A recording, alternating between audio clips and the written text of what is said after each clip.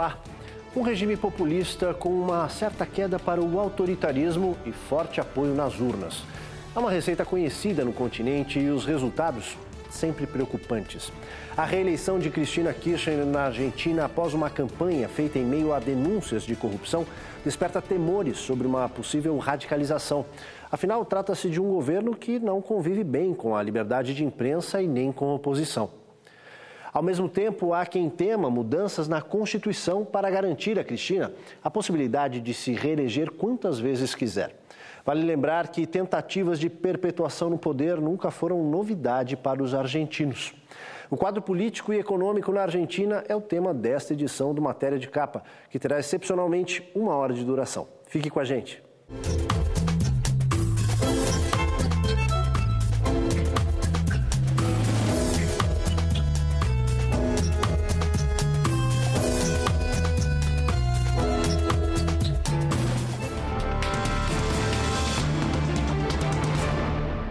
O enredo do tango já estava pronto há meses e só faltava o desfecho, que a presidente garantiu no dia da vitória. Eu não quero mais nada. Mi compañero também foi presidente. Que mais puedo querer? No discurso da vitória, Cristina também falou da sua idade, 58 anos. Sou uma mulher de 58 anos que milita, gracias queridos, pero tengo 58 e los tengo. E acrescentou que na política foi muito além do que esperava. No calor da vitória, assessores da presidência já pensavam em 2015 e sugeriam que ela mude a Constituição e tente um terceiro mandato. Depois do peronismo e do kirchnerismo, os argentinos entram agora na era do cristinismo, a nova palavra de ordem na política do país. A perspectiva de perpetuação no poder assusta alguns setores da oposição, que não esquecem as lições do passado. Além da vitória em primeiro turno, Cristina Kirchner também conquistou maioria nas 2 casas do Congresso. Por enquanto, ela não dispõe da maioria absoluta para mudar a Constituição.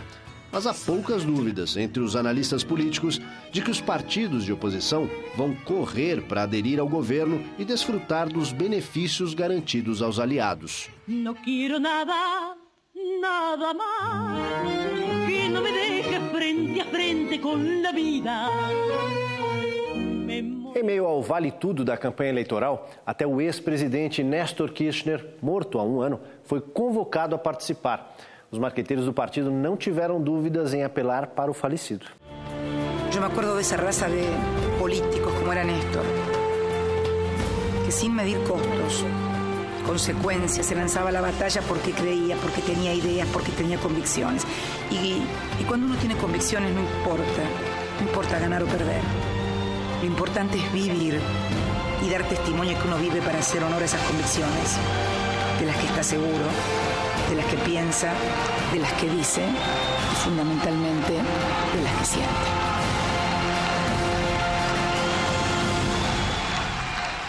Para tentar entender o processo político em andamento na Argentina, ouvimos alguns especialistas, entre eles o cientista político Christian Lobauer e o historiador Boris Fausto. Eu acho um governo muito preocupante para o argentino e para todos os latino-americanos, porque é um governo que tem uma postura, eu diria até autoritária. Ele tem duas vertentes que são muito perigosas, eu acho, para um país com a história da Argentina e para um país que pretende se inserir no universo democrático, que é o tratamento que dá para a imprensa e o tratamento que dá para os números oficiais, com destaque para a economia. Quer dizer, no caso da imprensa é uma preocupação gigante a maneira como o governo Kirchner, da Cristina Kirchner, está cercando a possibilidade de se ter imprensa livre.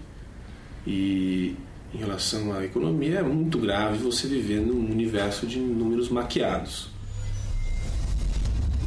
Eu acho que ele mais se aproxima do cenário da Venezuela, embora a gente não possa identificar a Argentina com a Venezuela de Chávez. Ou seja, a Cristina não chegou a um grau de, por exemplo, de negação de liberdades democráticas, de pressão sobre os jornais, das tentativas de censura de jornal, no nível que o Chávez chegou. Talvez ela até gostasse de fazer, mas nas condições argentinas a verdade é que é mais difícil fazer.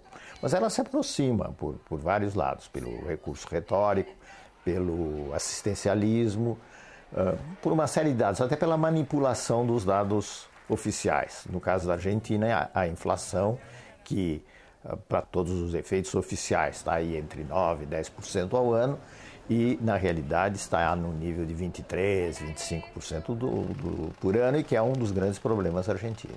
O comportamento da Cristina e de todo o aparato do seu governo é um comportamento que tende ao autoritarismo.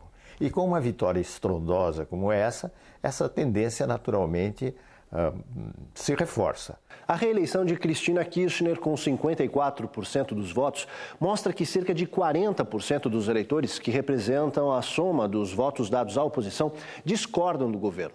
Entre esses opositores, certamente se incluem os produtores rurais.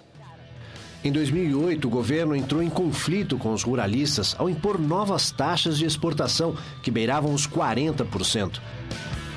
Os produtores se revoltaram, suspenderam a produção e as vendas, e o confronto se arrastou durante meses. Além dos exportadores de soja, a medida afetava duramente os pecuaristas. Depois de meses de protestos, o governo concordou em aumentar os subsídios aos produtores, criando uma situação inusitada. De um lado, o Tesouro subsidia a produção e, de outro, cobra taxas na hora de exportar. Fortalecida pelo resultado das urnas, Cristina Kirchner poderá retomar o projeto de controle da imprensa já tentado por Néstor Kirchner. O governo tem uma proposta no Congresso intitulada Lei de Medios, ou seja, Lei dos Meios de Comunicação, que pode levar a uma forte censura. A cena é de um país que se proclama democrático. Em setembro de 2009, 150 fiscais da Receita Federal Argentina invadem a sede do jornal Clarín, em Buenos Aires. Objetivo: verificar a contabilidade do jornal. Depois de horas de inspeção, não foi encontrada qualquer irregularidade e o episódio teve repercussão negativa em todo o mundo. Este foi só um capítulo nas pressões exercidas pelo governo sobre o jornal. Meses depois, foi desencadeada a Operação DNA. O objetivo: provar que os filhos da dona do Clarín, Ernestina Herrera, foram crianças raptadas de pais desaparecidos durante a ditadura militar.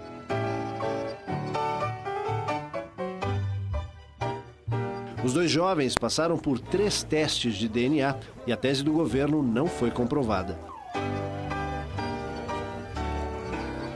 O governo avança em papel prensa para controlar a palavra impresa. Mas o conflito entre governo e imprensa está longe de terminar.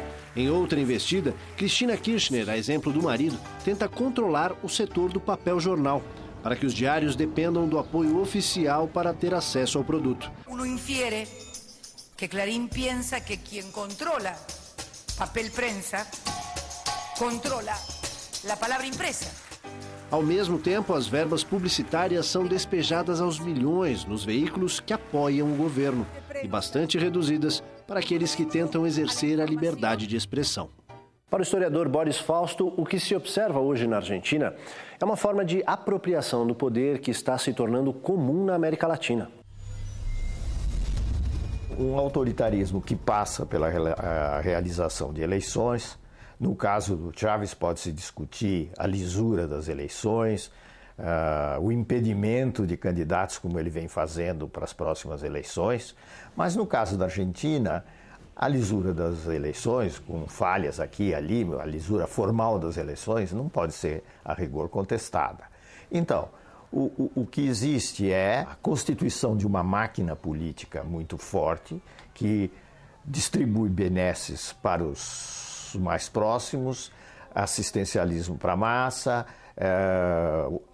busca apoio incondicional de governadores de província à custa de determinados favores, e com isso se faz a subserviência do Congresso, se faz gradativamente a limpeza, entre aspas, do judiciário, e se promove uma pressão incrível com relação à imprensa, característica de um governo autoritário. Eu não digo que é um governo autoritário na sua integralidade, mas é um governo que é característico da América Latina hoje, é um governo autoritário que se institui por via eleitoral.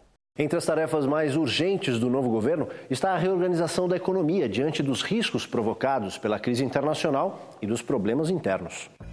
Só neste segundo semestre de 2011, investidores retiraram mais de 20 bilhões de dólares da Argentina. Há temores de que, diante do quadro recessivo mundial, a economia do país encolha e os investimentos se percam. Ao mesmo tempo, a população também compra dólares para enfrentar uma possível desvalorização do peso. Além de estancar a sangria no câmbio, o governo terá de reexaminar os subsídios concedidos a diversos setores, que vem abrindo um rombo nas contas do Tesouro. Em outra frente, é preciso restabelecer a credibilidade nos índices oficiais. Os aumentos de preços são percebidos pelos consumidores nos supermercados, mas o governo insiste em negar. Enquanto os dados oficiais apontam uma inflação anual em torno de 11%, institutos independentes calculam esse índice em mais de 20%. Na última vez em que um órgão do governo tentou contrariar a versão oficial, toda a diretoria foi demitida.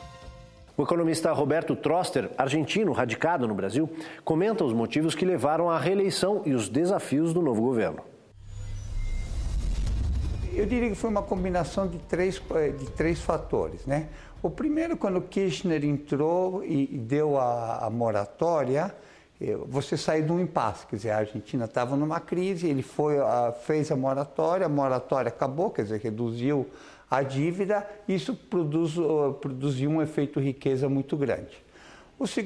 A segunda questão foi o combate aos crimes da ditadura.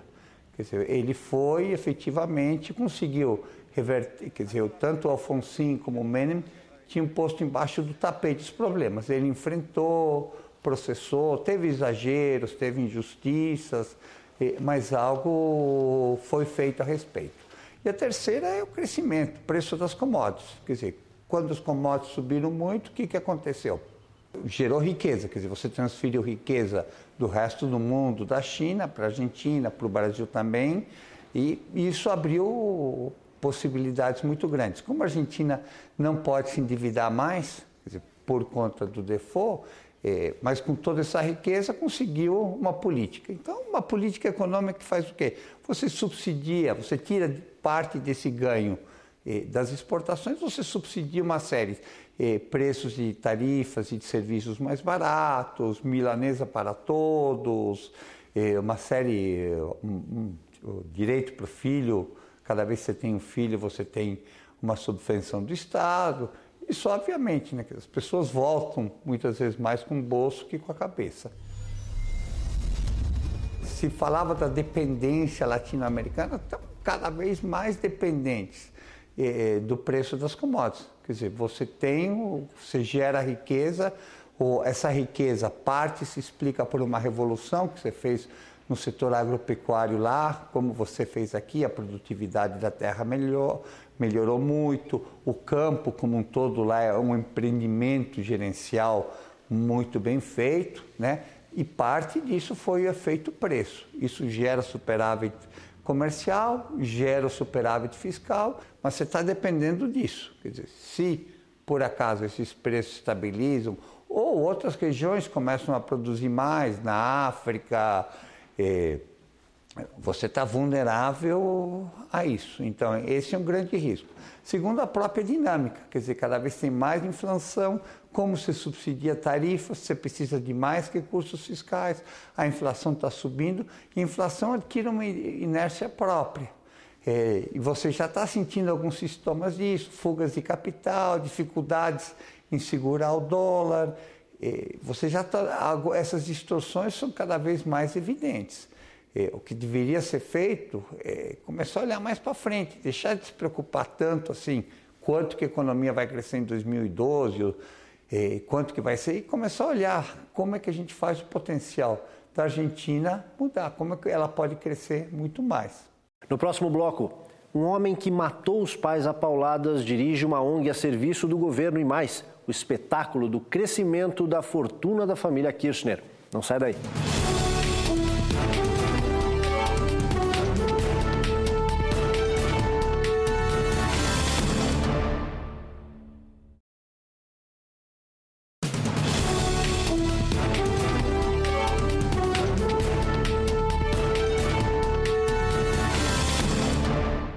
A compra de terrenos do Estado a preços muito baixos e de milhões de dólares antes de uma súbita valorização da moeda americana.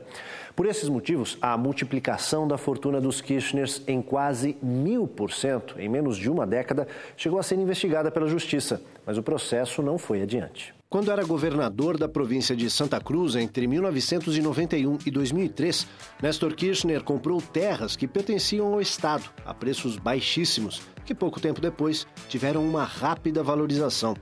Neste local foi erguido o complexo turístico de El Calafate, onde os Kirchners são donos de um hotel e têm participação em outros empreendimentos. Em 2008, o Néstor Kirchner comprou 2 milhões de dólares em moeda americana destinados a operações no setor imobiliário. Mas na época ele negou que tivesse se aproveitado de informação privilegiada antes de mudanças no câmbio. Quando Kirchner assumiu a presidência em 2003, os bens da família eram de 1 milhão e 600 mil dólares. Na declaração que prestou antes das eleições neste ano, Cristina confirmou ter 27 propriedades e uma fortuna de 19 milhões de dólares, mais de 30 milhões de reais. Isso significa um aumento de mais de 900% em 8 anos. Além do espetáculo do crescimento na fortuna do casal, a oposição questiona o fato de que a família mantém negócios particulares com empresas que prestam serviços para o governo, uma curiosa mistura entre o público e o privado. Em meio às denúncias de corrupção que envolvem o governo, nem as mães e avós da Praça de Maio, famosas pela defesa dos direitos humanos, escapam das suspeitas. Não bastassem as denúncias, também causa surpresa o envolvimento delas com um homem que cumpriu pena de prisão por matar os pais a pauladas.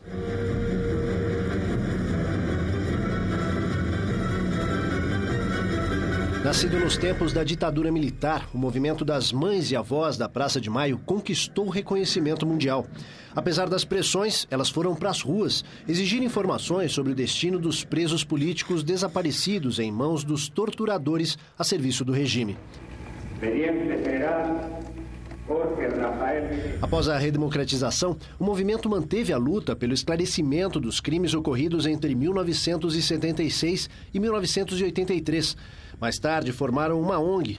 Quando Néstor Kirchner foi eleito para a presidência em 2003, a ONG, intitulada Fundação Mães da Praça de Maio, ampliou suas atividades. Passou a dirigir uma emissora de rádio, um jornal, uma gráfica, livrarias e escolas, tudo com dinheiro do governo. Nas campanhas eleitorais dos Kirchners, a gráfica da ONG ganhou contratos para imprimir material de propaganda. Tudo dentro da lei, garante Hebe Bonafini, líder do movimento. As suspeitas de desvio de verbas aumentaram com o lançamento de um programa de construção de casas populares intitulado Sueños Compartidos. No comando da fundação está uma figura controvertida, Sérgio Schockländer, que em 1981 matou os pais a pauladas com a ajuda de um irmão. Condenado a 30 anos de prisão, cumpriu apenas 14. No lançamento do programa, Cristina Kirchner afirmou que nenhum outro governo construiu tantas casas para o povo. O governo que mais viviendas ha construído em toda a história da República Argentina. Mas o fato é que foram poucas as unidades entregues até agora. As casas são precárias e ficam distantes dos grandes centros. Por enquanto, o programa Sueños Compartidos ainda permanece mais como um sonho. Mas a Justiça Argentina já autorizou a investigação sobre o destino de 300 milhões de dólares, cerca de 500 milhões de reais, que deveriam ter sido utilizados na construção das casas. Schockländer garante que é inocente e lança suspeitas sobre as dirigentes do movimento, incluindo Hebe Bonafini. Pessoas ligadas a ele vazaram para a imprensa que a filha de Hebe, com o salário de modesta funcionária da ONG, comprou recentemente uma casa de $500 mil. E mais, a própria Hebe teria contas bancárias não declaradas na Espanha e a ONG seria utilizada para a lavagem de dinheiro do partido do governo.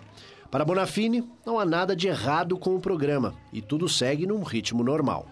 As casas que se merecem como cidadãos desta pátria. Esto es lo que se merecen, compañeros. Para o cientista político Christian Lobauer, as suspeitas de corrupção ainda não são suficientes para comprometer a imagem do governo. E o historiador Boris Fausto completa: o assistencialismo é a base da popularidade do regime. E é um pouco demonstração dessa zona cinzenta que se criou na Argentina, onde você não consegue mais identificar ainda algum foco de lisura ou de legitimidade ou de esperança do ponto de vista de renovação de instituições ou de representação civil. Eu acho que é populismo com ingredientes próprios da situação de hoje, da conjuntura atual. Se você quiser identificar inteiramente o populismo da era K, como se chama, com o populismo da época Perón, é claro que nós vamos encontrar muitas diferenças. Mas o essencial da política dos Kirchners é o populismo. Você tem o assistencialismo como uma política que, em alguma medida ou em medida considerável, se sobrepõe ao confronto clássico capital-trabalho, que, quando eu digo confronto clássico, não estou pensando em lutas revolucionárias, que são coisas do passado, mas o confronto clássico dos dissídios coletivos, das greves, etc. Nesse sentido, eu acho que o melhor exemplo é o Brasil. A ascensão social da chamada classe C não se fez por meio de pressões, mas se fez por meio de uma política de governo, uma política interna de governo e por uma conjuntura mundial para o Brasil muito favorável. No país onde o assistencialismo é levado ao extremo, não faltam exemplos de uso do dinheiro público para melhorar a imagem do governo. O programa Carne para Todos é um desses casos de marketing político. Diariamente, caminhões de empresas contratadas pelo governo percorrem a periferia de Buenos Aires e outras cidades do país, vendendo carne a preços populares. Em média, são negociadas 10 mil toneladas por dia, tudo a preços subsidiados pelo governo. Antes das eleições, a presidente Cristina Kirchner visitou vários desses pontos de venda para colher os frutos desse marketing. Vale até carregar criancinhas no colo.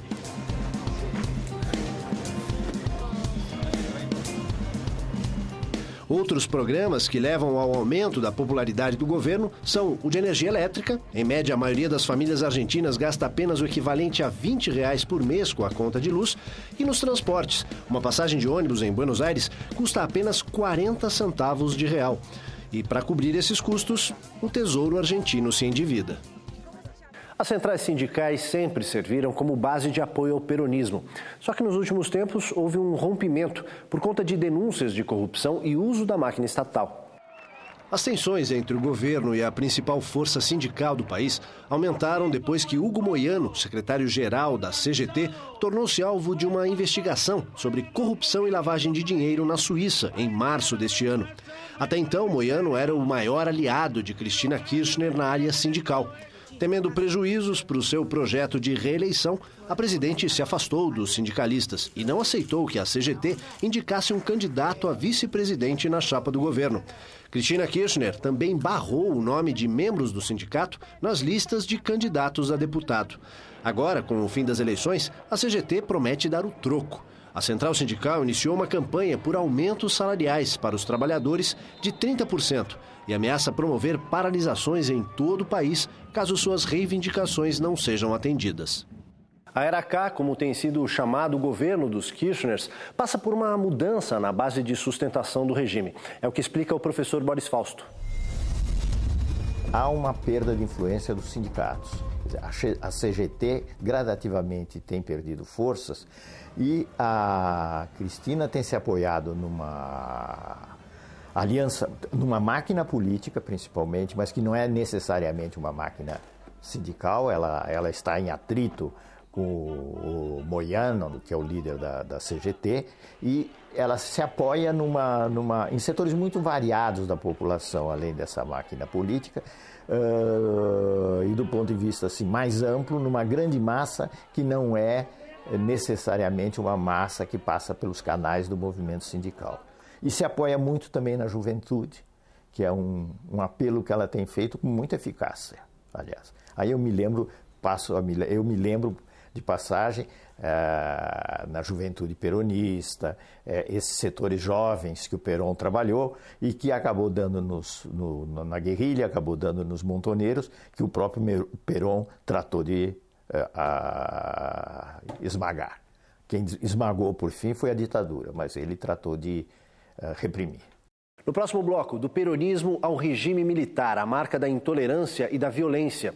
E mais, futebol e tango, as paixões nacionais. A gente volta já.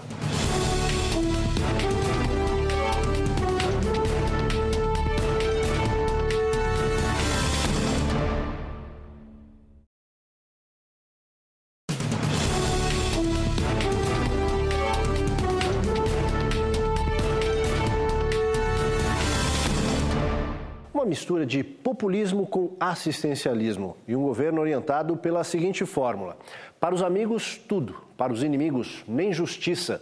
Este era o regime ideal na visão de Juan Domingo Perón.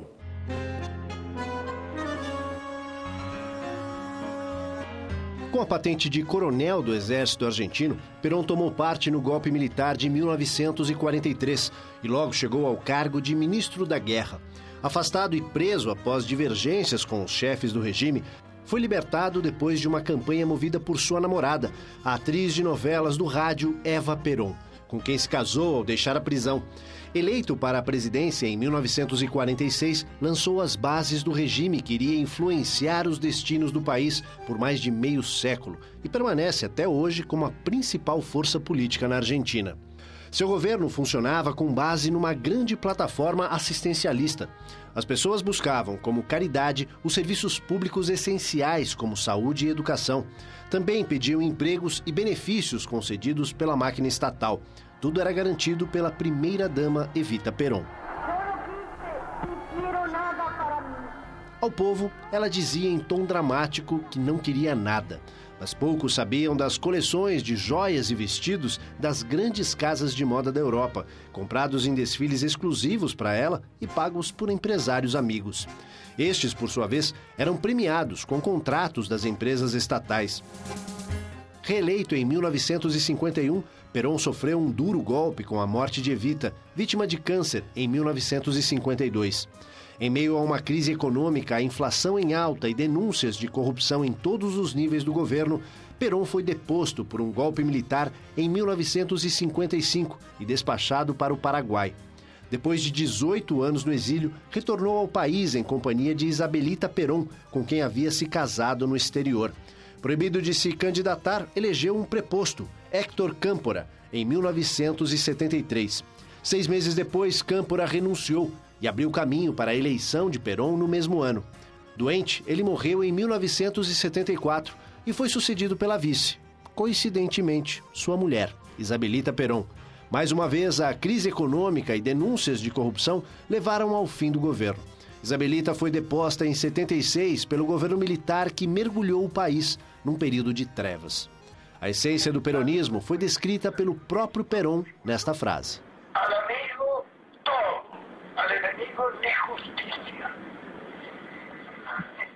a herança do peronismo é a grande força na composição política da Argentina atual. É o que afirmam Christian Lobauer e o professor Fausto. A herança peronista é muito forte, não só hoje, como ao longo do tempo, desde a morte do Perón, desde anteriormente a morte de Evita.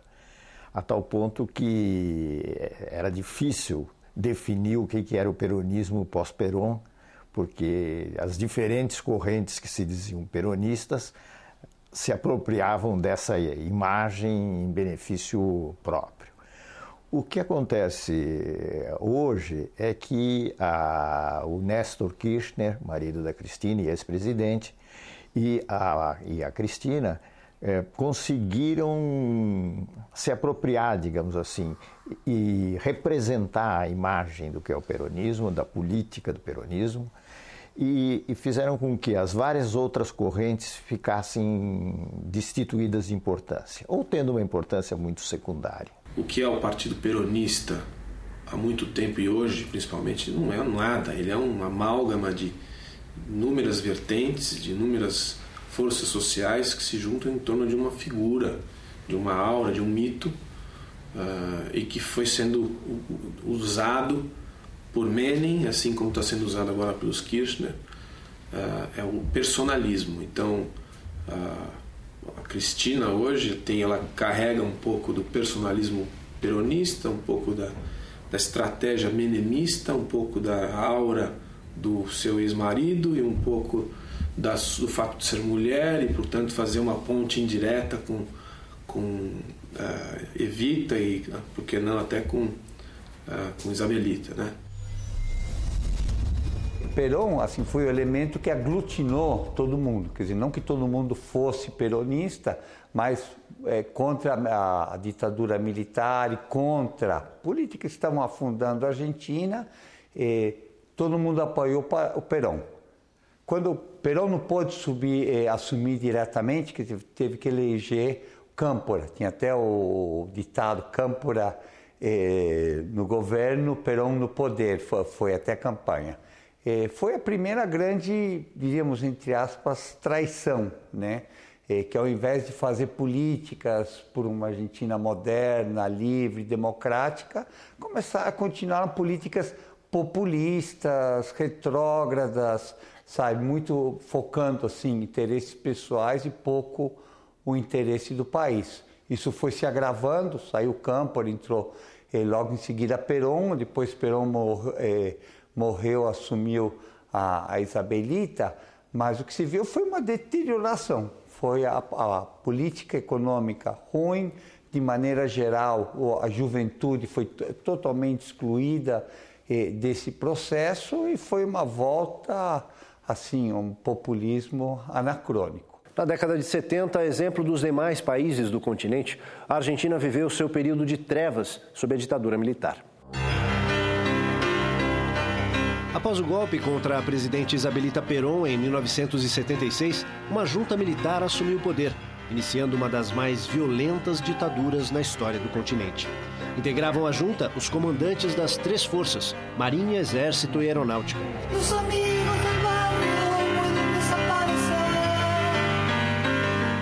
Nos 7 anos que se seguiram, os militares argentinos assumiram a liderança no campeonato de barbaridades cometidas pelas ditaduras latino-americanas. Foram mais de 30 mil mortos e desaparecidos. 2.500.000 argentinos abandonaram o país para escapar da repressão. Na Guerra Suja, lançada sob o pretexto de combater o comunismo, os opositores do governo eram presos, torturados, mortos nos cárceres ou lançados ao mar de aviões. Os militares também provocaram estragos na economia do país. A dívida externa foi elevada de 8 para 45 bilhões de dólares e a inflação chegou a 343% ao ano. Em 1982, os militares buscaram um inimigo externo para desviar a atenção do desgaste do regime. Invadiram as Ilhas Malvinas, controladas pela Grã-Bretanha e reivindicadas pela Argentina.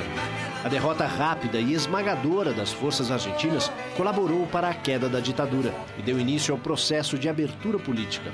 Um ano depois, a Argentina encerrou o período mais sombrio da sua história com a eleição de Raúl Alfonsín em 1983. O momento político na Argentina coincide com as ações da Justiça Militar contra os responsáveis pelos crimes da ditadura. Nesta semana, o ex-capitão Alfredo Astiz, apontado como um dos símbolos da repressão, foi condenado à prisão perpétua, ele e outros 11 torturadores. A resposta do governo Kirchner aos crimes da ditadura é apontada como um dos acertos do governo argentino pelo professor Boris Fausto. Falar do período militar na Argentina,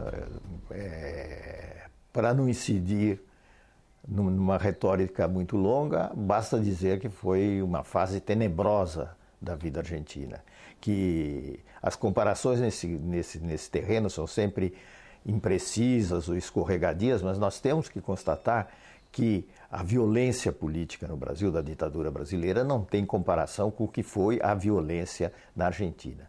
E marcou profundamente gerações, as gerações mais antigas que perderam filhos, os desaparecidos, e as gerações que vieram depois. Essa é uma marca muito profunda e muito triste da história argentina.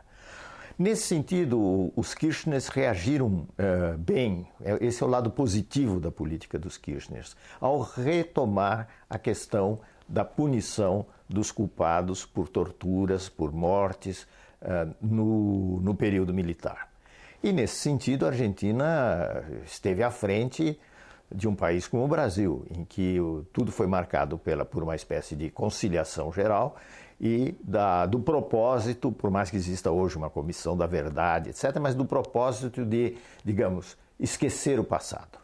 Embora as relações comerciais entre Brasil e Argentina tenham se fortalecido nas últimas décadas com a criação do Mercosul, alguns conflitos no campo econômico ainda permanecem. Brasil e Argentina são as duas maiores economias do Hemisfério Sul e juntos respondem por 70% do PIB da região.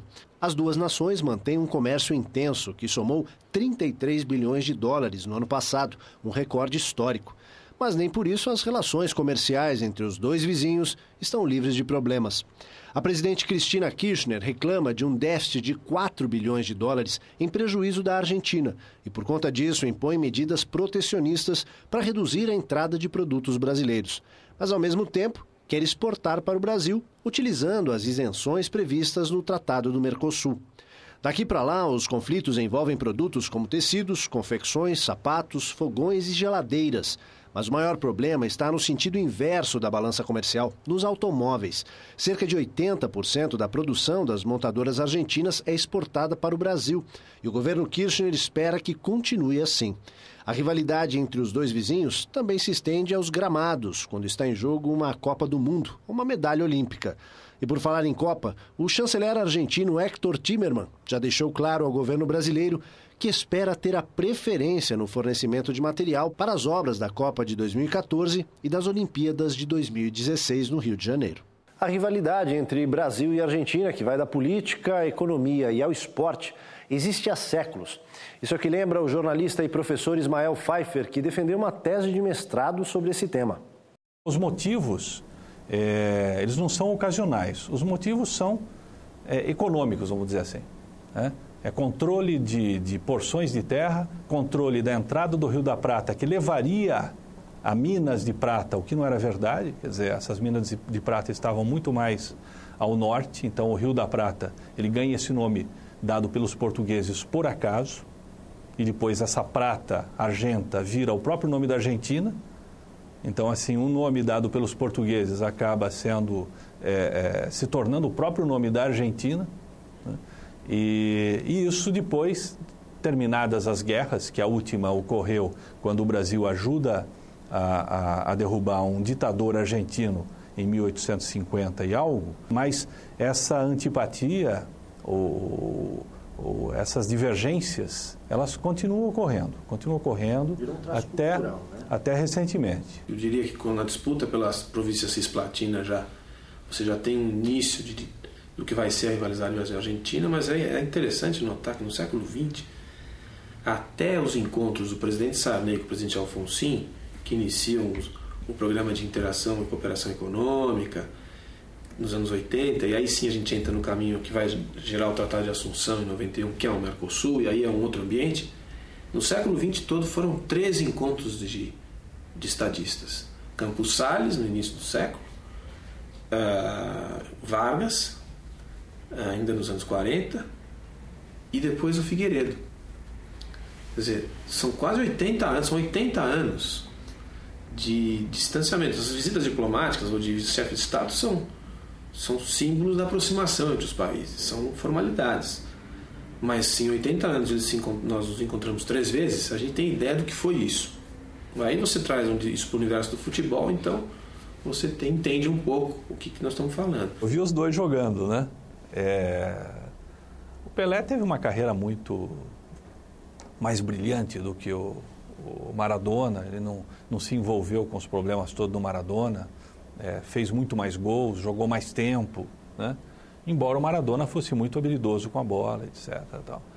Então, assim, eu sou Peléva, entendeu? Eu sou, inclusive, quando eu estava lá, eu tenho muitos amigos argentinos, mas quando ia ter jogo Brasil e Argentina, eles chegavam a me convidar, vamos assistir juntos. Eu dizia não, porque com futebol não se brinca. Mas isso no futebol, né? Porque assim, se você for ver Copa América, a Argentina tem quase o dobro, Libertadores tem quase o dobro, Olimpíada, Brasil não tem nenhum ouro, né? Então, nesse sentido, a Argentina é melhor. O Brasil só tem essa Copa do Mundo, Copa de Futebol de Salão, Copa de Pebolim, essas Copas menores, né? Espera aí, não é bem assim.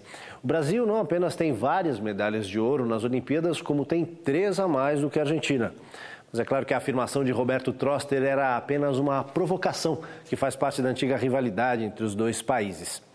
A exemplo do Brasil, os argentinos têm uma paixão nacional pelo futebol, mas ao invés do samba, a trilha sonora lá é outra, como mostra o vídeo produzido para uma empresa de artigos esportivos. Vamos ver como essas duas paixões se completam.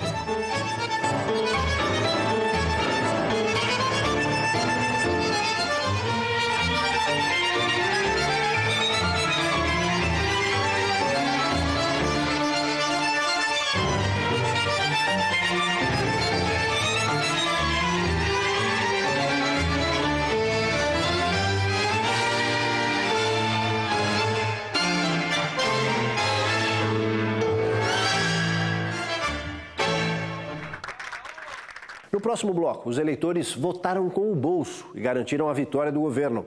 E mais, massacrada nas urnas, a oposição aposta suas fichas num ex-cartola do futebol, o prefeito de Buenos Aires, Maurício Macri. A gente volta já.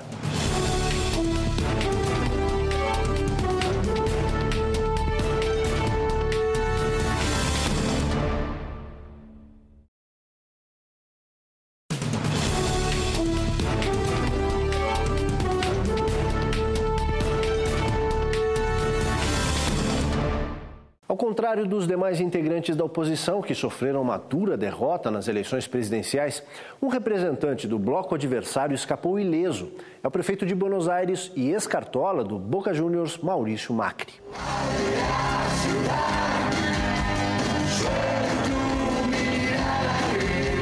Nas eleições regionais de julho, Macri foi reeleito para a prefeitura da capital argentina com 64% dos votos. Este desempenho foi superior ao obtido por Cristina Kirchner, que teve 54% dos votos nas presidenciais. Pela segunda vez, Macri derrotou Daniel Filmus, candidato indicado pelos Kirchner. Seu prestígio em Buenos Aires e o fato de ter dirigido Boca Juniors entre 1995 e 2007 o credencia como um dos principais candidatos à sucessão de Cristina Kirchner em 2015. Correndo por fora, deverá estar o segundo mais votado na eleição presidencial, Hermes Biner, governador da província de Santa Fé. Pesquisa da Universidade de Buenos Aires aponta que os argentinos estão atentos à agenda do governo e percebem melhorias em algumas áreas. Daí a votação expressiva recebida por Cristina Kirchner. O estudo foi feito no dia da eleição, com 1.100 eleitores no formato de boca de urna. Foram analisados 10 indicadores sociais. Para os entrevistados, nos últimos 4 anos, houve melhora nas finanças pessoais e familiares, na economia do país, na educação, salário, emprego e aposentadorias. Apesar dos programas do governo, moradia e saúde ficaram estáveis. Em 2 quesitos, a avaliação foi negativa: segurança e pobreza. Ainda segundo a pesquisa, os programas sociais foram a principal motivação do eleitorado que apoiou a presidente. Muitas dessas conquistas são alcançadas graças a manobras no orçamento difíceis de serem sustentadas a longo prazo. A questão é saber até onde o governo terá fôlego para isso. Previsões sobre o futuro são difíceis de fazer. A gente sempre está surpreendido, principalmente porque ela se sustenta, essa possibilidade de previsão depende de uma variável, como todos nós sabemos, que é a economia. Como é que a economia, não só a Argentina, hoje quando a gente fala em economia, a gente fala em economia mundial. Como a Argentina vai se comportar diante de um quadro econômico mundial complicado que nós não sabemos bem qual será todo o seu desenvolvimento. Ou seja, como a Argentina será, melhor dizendo, afetada por esse quadro. A Argentina depende muito das exportações para o Brasil, depende muito das exportações para a China, isso é um dado muito importante, as exportações de soja. Se houver digamos, não uma recessão, mas uma redução de crescimento na China, por exemplo, isso certamente afetará a economia argentina e daí eu não faço uma ligação absolutamente direta entre economia e política, mas daí certamente afetará o governo e a popularidade da Cristina. Ela vai ter maioria parlamentar, uma maior maioria que já se teve desde a democratização, o que é também preocupante, eu diria, porque dá possibilidade de realizar transformações institucionais grandes, até constitucionais. Há um debate aí se ela vai ter essa vontade e, se tiver, se ela vai ter essa capacidade, mas vislumbra-se até a possibilidade de se fazer uma mudança constitucional para ela ser reeleita, por exemplo, o que seria, na minha opinião, muito ruim. Na política externa, a Argentina tem entre seus principais aliados a Venezuela, uma aproximação que começou assim que Hugo Chávez chegou ao poder há uma década. Nos últimos anos, as relações comerciais entre os dois países se fortaleceram e a Argentina é o maior parceiro comercial da Venezuela. Com o dinheiro do petróleo, a Venezuela investe grandes somas na aquisição de produtos argentinos e fecha acordos comerciais nas áreas de energia, alimentos e construção.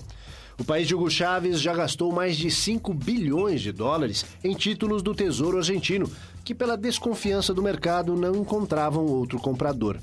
Mas a parceria comercial com a Argentina tem motivações políticas claras. O presidente venezuelano considera Cristina Kirchner uma importante aliada para pôr em prática seu projeto de combater a influência dos Estados Unidos no continente. Tanto é assim que, no ano passado, Hugo Chávez cancelou a compra de 10 mil veículos produzidos na Colômbia depois que o país permitiu a instalação de uma base americana em seu território. A Argentina ficou com a encomenda. Acertar os ponteiros com o Brasil para um melhor relacionamento comercial entre os dois países é só um dos desafios do novo governo. Vamos ouvir o que dizem os analistas. Bom, tem duas coisas, quer dizer, quanto mais rica for a Argentina, mais rico vai ser o Brasil. Mais vai importar do Brasil, melhor para os brasileiros. Quanto mais rico for o Brasil, mais rica vai ser a Argentina. Você tem um sonho na América Latina, que isso vem desde Bolívar e San Martín, que era um sonho que tem 2 séculos, que se chama a Pátria Grande, né? Então você fala, tem um livro de Miguel, quer dizer, falando, né? Então eu acho que Argentina e Brasil tem que pensar na Argentina grande que inclua o Brasil e o Brasil tem que pensar no Brasil grande que inclua a Argentina. Eu acho que cada vez mais unido.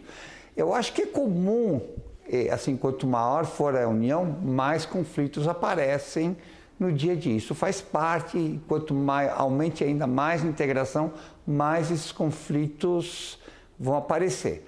Agora, os dois têm que ter mais sincronia no ciclo econômico. Se um faz uma política populista, desvaloriza o câmbio, o outro tem uma valorização, isso prejudica o Brasil. E aí você começa, sabe, essa falta de coordenação entre as políticas é o grande problema. Aí a Argentina não faz políticas para melhorar a competitividade, aí a indústria argentina sai prejudicada. Quer dizer, então falta um pouquinho, ambição, um pouquinho mais, olhar mais longe, em vez de ficar olhando os problemas conjunturais, é por que a Argentina e o Brasil têm tantos problemas conjunturais. Então, nesse sentido, falta, sim, contundência das duas partes. Só vamos fazer a Pátria Grande para valer. A Argentina é um país extraordinário, um país rico, um país com potencial. A gente já cansou de falar e discutir isso em várias situações na sociedade brasileira, quer dizer, o potencial da Argentina, mas o fato é que ela está se enfraquecendo muito institucionalmente, politicamente, e isso não viabiliza a retomada argentina, que é uma necessidade e uma vontade, uma demanda que existe para a América Latina inteira, que o Brasil em particular. Não interessa ao Brasil uma Argentina enfraquecida, né? A gente às vezes até tem essa coisa meio da rivalidade, até vamos dizer, se diverte um pouco, com esse enfraquecimento argentino. Isso não é bom para ninguém, isso é ruim. A gente tem que torcer para a Argentina e voltar ao eixo, porque a Argentina pujante é o Brasil pujante. São inúmeros os desafios a serem enfrentados pela presidente Cristina Kirchner em seu segundo mandato.